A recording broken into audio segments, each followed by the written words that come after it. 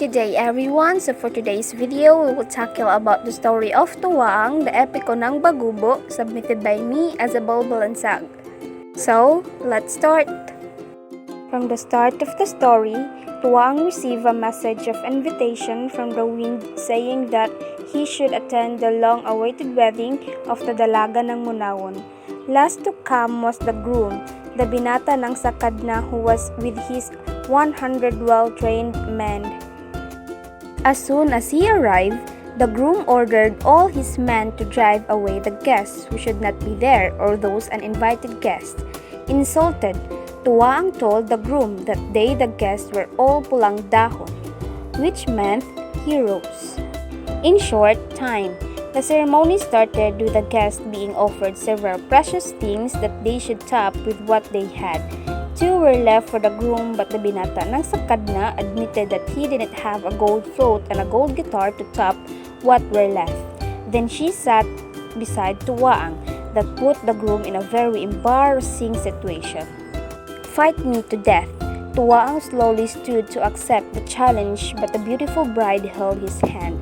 Let me just comb your hair before you fight him, the bride told Tuwaang in a soft whisper. Tuwaang took her hand and brought it gently to his mouth and kissed it. For you, my lady, I'll be careful, he said, and came out of the hall to face the groom.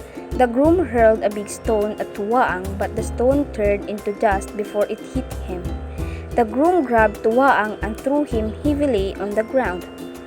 Tuhawa told him that the life of the groom was in the gold float. Tuwaang emerged from the ground and killed the groom by buying the gold float. Tuwaang then went home to Kwaman with the bride and the gungutan, and they lived happily ever after.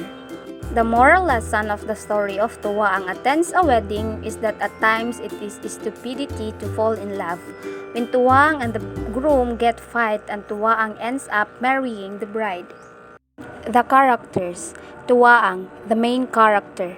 Young man of Sakadna, the groom. Maiden of Munawon, the bride. Gungutan, Tuwaang's birth companion. Tuhawa, god of underworld. The theme of the story is all about jealousy and love. In love, when Tuwaang and the groom get fight and Tuwaang ends up marrying the bride. The conflict of the story. In Hades, Tuwaang saw Tuhawa, the god of Hades. Tuhawa told him that the life of the groom was in the gold float. Tuwaang emerged from the ground and killed the groom by buying the gold float. That should be all, and again, this is Isabel Balansag, BSed English 2, Block 1.